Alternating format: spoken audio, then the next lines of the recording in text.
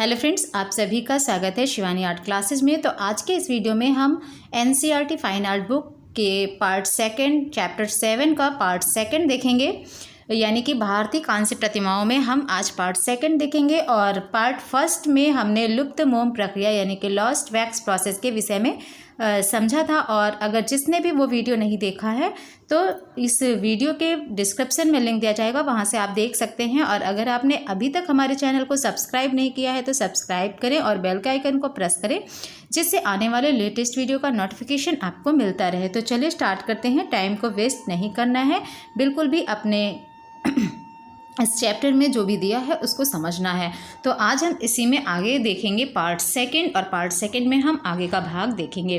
तो यहाँ पर आप देख सकते हैं, ये आपके सामने एक गणेश की मूर्ति है और ये 7वीं शताब्दी ईस्वी की है, कश्मीर में बनी हुई है, ठीक है ना, कश्मीर की। तो यहाँ पर दिया हुआ है कि गुप्त और वाकाटक कालीन जो कांस्य प्रतिमाएं हैं वो यानी कि उनकी जो अतिरिक्त विशेषता है वो ये है कि वे सुबाह्य थीं और बौद्ध भिक्षुक उन्हें व्यक्तिगत रूप से पूजा करने के लिए अपने साथ कहीं भी ले जा सकते थे, ठीक है। तो या फिर बौद्ध विहारों में भी कहीं भी स्थापित कर सकते थे। और इस प्रकार पुरानी शैली के पुरस्कार का प्रभाव भारत के अनेक भागों में और भारत से बाहर भी एशियाई देशों में फैल गया। और ये पीडीएफ आपको टेलीग्राम चैनल पर दिया जाएगा चैप्टर के कंप्लीट होने के बाद, ठीक है। तो आप टेलीग्राम चैनल को भी ज़रूर ज्वाइन करें और उसका भी लिंक डिस्क्रिप्शन में दिया जाता है। तो हिमाचल प्रदेश और कश्मीर के क्षेत्रों में बौद्ध देवी देवताओं तथा हिंदू देवी देवताओं की जो कांस्य प्रतिमाएं बनाई जाती थी, इनमें से अधिकांश मूर्तियां जो थी वो 8वीं, 9वीं और 10वीं शताब्दियों की बनी पाई गई हैं। भारत के अन्य भागों में पाई जाने वाली प्रतिमाओं से अगर इन प्रतिमाओं की तुलना की जाए तो ये दोनों के बीच स्पष्ट अंतर दिखाई देता है। इनमें एक ध्यान देने योग्य यह परिवर्तन पाया गया कि विष्णु की प्रतिमाएं अनेक रूपों में बनाई जाने लगी और इन क्षेत्रों में 4 सिरों वाले अर्थात चतुरानन विष्णु की पूजा की जाती थी, ठीक है। इन क्षेत्रों में 4 सिरों वाले अर्थात चतुरानन विष्णु की पूजा की जाती थी। यह व्यूह सिद्धांत पर आधारित है और ऐसे चतुरानन विष्णु को बैकुंठ विष्णु या बैकुंठवासी विष्णु कहा जाता है, ठीक है। विष्णु की चतुरानन मूर्ति जो थी मध्यवर्ती या केंद्रीय मुख वासुदेव का होता है और बाकी 2 मुख उसमें जो होते हैं वो नरसिंह और वराह के होते हैं। नरसिंह अवतार या महिषासुर मर्दिनी की मूर्तियाँ जो हैं वो हिमाचल प्रदेश में पाई जाने वाली मूर्तियों में अत्यंत प्रचलित एवं लोकप्रिय हैं। तो यहाँ पर आप देख सकते हैं कांस्य प्रतिमा है जो कि हिमाचल प्रदेश में है, ठीक है।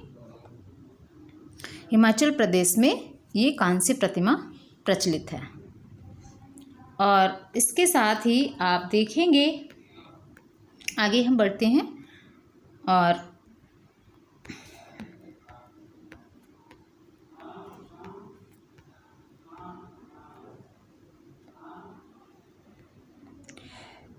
तो आगे आप देखेंगे नटराज चोलकालीय, नटराज की जो मूर्ति है चोलकालीन है और ये 12वीं शताब्दी ईस्वी में बनी हुई है। तो इसके विषय में भी एग्जाम में कई बार बहुत सारे क्वेश्चन पूछे जाते हैं, जैसे कि नालंदा जैसे बौद्ध केंद्रों में 9वीं शताब्दी के आसपास बिहार और बंगाल क्षेत्र में पाल राजवंश के शासनकाल के दौरान कांस्य की ढलाई की एक नई शैली अस्तित्व में आई। तो उसके फलस्वरूप कुछ ही शताब्दियों के अंतराल में नालंदा के पास स्थित कुर्की हार के मूर्तिकार जो थे वो गुप्त काल की श्रेष्ठ शैली को पुनर्जीवित करने में सफल हो गए। और इस काल की प्रतिमाओं में चतुर्भुज अवलोकितेश्वर की कांस्य प्रतिमा विशेष रूप से उल्लेखनीय है। यह प्रतिमा मनोहर त्रिभंग मुद्रा में पुरुष आकृति का एक अच्छा उदाहरण है, ठीक है। त्रिभंग मुद्रा तो अक्सर एग्जाम में पूछा जाता है, त्रिभंग मुद्रा क्या है। तो त्रिभंग मुद्रा आप देख सकते हैं, ये जो चोलकालीन नटराज की मूर्ति है इसमें आप देख सकते हैं, है ना। तो यहाँ पर दिया है कि यह प्रतिमा त्रिभंग मुद्रा में है, ठीक है। 3 भागों वाली मुद्रा है जो, तो और इसमें पुरुष की आकृति का एक अच्छा उदाहरण दिखाया गया है। और बौद्ध देवियों की भी पूजा की जाने लगी थी, जो बौद्ध धर्म की वज्रयान शाखा के विकास का प्रभाव था। इसके अंतर्गत तारा देवी की मूर्तियां अत्यंत लोकप्रिय हो गई। इन मूर्तियों में तारा को सिंहासन पर विराजमान दिखाया गया है, उनके साथ एक टेढ़ी कमल नाल उगी हुई दिखाई गई है। और उनका दाहिना हाथ जो है अभय मुद्रा, जो आशीर्वाद की मुद्रा होती है, अभय मुद्रा। और आगे चल के हम आपको सभी मुद्राओं के विषय में डिटेल में समझाएंगे। तो अभी इस वीडियो में इसी तरह से जो है इसको शॉर्ट में समझते हैं, और आगे चल के हम आपको जो मुद्राएं होती हैं, अभय मुद्रा, त्रिभंग मुद्रा क्या है, इन सब चीज़ों के विषय में डिटेल में बताएंगे। तो अभय मुद्रा में उठा दिखाया गया है, ठीक है। तो आप देख सकते हैं ये नटराज की चोलकालीन जो मूर्ति है 12वीं शताब्दी ईस्वी की बनी हुई है, और ये त्रिभंग मुद्रा में है, ठीक है।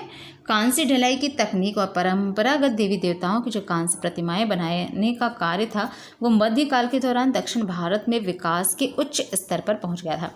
पल्लव काल में 8वीं तथा 9वीं शताब्दियों के दौरान कांस्य प्रतिमाएं बहुतायत यानी कि अत्यधिक मात्रा में बनाई जाने लगी थी। 8वीं और 9वीं शताब्दी में, पल्लव काल में 8वीं और 9वीं शताब्दियों में कांस्य प्रतिमाएं अत्यधिक मात्रा में बनाई जाने लगी थी। लेकिन 10वीं से 12वीं शताब्दी के बीच तमिलनाडु में चोल वंश के शासनकाल में कुछ अत्यंत सुंदर एवं उत्कृष्ट स्तर की कांस्य प्रतिमाएं बनाई गई हैं। तो कांस्य प्रतिमाएं बनाने की उत्तम तकनीक और कला आज भी दक्षिण भारत विशेष रूप से कुंभकोणम में प्रचलित है। तो यहाँ से आपका एक क्वेश्चन बनता हुआ है कि कुंभकोणम कहाँ प्रचलित है। तो कुंभकोणम जो है ये कांस्य प्रतिमा बनाने की एक उत्तम तकनीक और कला दक्षिण भारत में विशेष रूप से कुंभकोणम में प्रचलित है, ठीक है। कांस्य प्रतिमा बनाने की जो ये उत्तम तकनीकी है, ये कला दक्षिण भारत में विशेष रूप से कुंभकोणम में प्रचलित है। 10वीं शताब्दी में इस कला के अनेक संरक्षक रहे, जिनमें चोल वंशीय विधवा महारानी सेमियान महादेवी का नाम विशेष रूप से उल्लेखनीय है, ठीक है। अब हम आगे देखते हैं जो नटराज की प्रतिमा है, इसके विषय में डिटेल में थोड़ा पढ़ेंगे। तो इससे क्वेश्चन एग्जाम में बहुत पूछे जाते हैं, आपके DSSB में, TGT, PGT सभी जगह इसके क्वेश्चन पूछे जाते हैं। तो ये आप सामने देख सकते हैं, आपके सामने शिव नटराज की चोलकालीन मूर्ति है, ठीक है। और इसके विषय में थोड़ा डिटेल में समझेंगे। इस प्रतिमा में शिव को उनकी दाहिनी टांग पर संतुलित रूप से खड़े हुए दिखाया गया है, और उसी टांग के पंजे से अज्ञान या विस्मृत के दैत्य अपस्मार को दबाते हुए दिखाया गया है। तो आप देख सकते हैं यहाँ पर, ठीक है, यहाँ पर आप देखिए अपस्मार या विस्मृत दैत्य को दबाते हुए दिखाया गया है, ठीक है। तो आप देख सकते हैं यहाँ पर। और इसके बाद क्या है कि साथ ही शिव जो हैं वो भुजंग त्रासित की स्थिति में अपनी बाईं टांग उठाए हुए हैं, और तिरोभाव यानी भक्त के मन से माया या भ्रम का पर्दा हटा देने का द्योतक हैं। उनकी जो चारों भुजाएं हैं वो बाहर की ओर फैली हुई हैं, और इनका मुख्य दाहिना हाथ अभय हस्त की मुद्रा में उठा हुआ है, ठीक है। और उनका जो ऊपरी दायां हाथ है वो डमरू है उस हाथ में, और उनको यानी कि उनका प्रिय वाद्य है उसको पकड़े हुए दिखाया गया है, तालबद्ध ध्वनि उत्पन्न करता हुआ दिखाया गया है। ऊपरी बायां दोलहस्त मुद्रा में दाहिने हाथ के अभय हस्त मुद्रा से जुड़ा हुआ है, और उनकी जटाएं जो हैं वो दोनों ओर छिटकी हुई हैं और उस वृत्ताकार ज्वाला को छू रही हैं। तो आप देख सकते हैं यहाँ पर जो जटाएं दिखाई गई हैं शिव की, ठीक है। तो ये इस वृत्ताकार ज्वाला को छूते हुए दिखाई गई हैं, है ना। तो यहाँ पर है कि नटराज के रूप में नृत्य करते हुए शिव की सुप्रसिद्ध प्रतिमा का विकास जो हुआ वो चोल काल में पूर्ण रूप से हो चुका था, और उसके बाद तो इस जटिल कांस्य प्रतिमा के अनेक रूप तैयार किए गए। शिव को इस ब्रह्मांड युग यानी वर्तमान विश्व का अंत के साथ जोड़ा जाता है, और उनकी यह तांडव नृत्य की मुद्रा भी हिंदुओं की पुराण कथा के इस प्रसंग से ही जुड़ी है। शिव अपने अनन्य भक्त के दृष्टि जगत में सदा इस नृत्य मुद्रा में उपस्थित रहते हैं, और यह पौराणिक कथा चिदम्बरम से जुड़ी है, इसलिए शिव को विशेष रूप से इसी रूप में पूजा जाता है। इसके अलावा शिव को भारत में नृत्य कला का अधिष्ठाता देवता भी माना जाता है। तो आप इस वीडियो में आज आपने देखा कि नटराज की जो शिव की मूर्ति है कांसी की बनी हुई, और ये इसकी जो मुद्राएं हैं उसके विषय में समझा। उम्मीद करते हैं आज का ये वीडियो आपको अच्छा लगा होगा। नेक्स्ट पार्ट में हम आगे का भाग देखेंगे, यानी कि पार्ट 3 में हम और भी चीज़ों को समझेंगे। छोटा छोटा वीडियो इसलिए दिया जाता है ताकि आप चीज़ों को अच्छे से समझें, पढ़ें, और अगर बहुत बड़ा वीडियो बना दिया जाएगा तो आप बोर हो जाएंगे। इसलिए मेरी कोशिश होती है कि छोटे छोटे पार्ट में हम आपको इस चैप्टर को अच्छे से समझा सकें। तो वीडियो अच्छा लगा है तो लाइक करें, ज़्यादा से ज़्यादा शेयर करें अपने दोस्तों के साथ जो भी आर्ट की तैयारी कर रहे हैं। और ये NCERT बुक पढ़ना सभी के लिए उपयोगी है, यानी कि क्लास 11, 12 की तैयारी कर रहे स्टूडेंट भी समझ सकते हैं इस चीज़ को। और साथ ही आपके टीजीटी, पीजीटी, डीएसएसबी में बहुत सारे प्रश्न पूछे जाते हैं और इसके आंसर आपको, जो भी आंसर आप देंगे एनसीईआरटी के अकॉर्डिंग, वो आपके बिल्कुल राइट होंगे। तो इसीलिए इसको डिटेल में अभी से पढ़ना स्टार्ट कर दीजिए। आगे आने वाले जो भी एग्ज़ाम है उनमें आपको सफलता ज़रूर मिलेगी।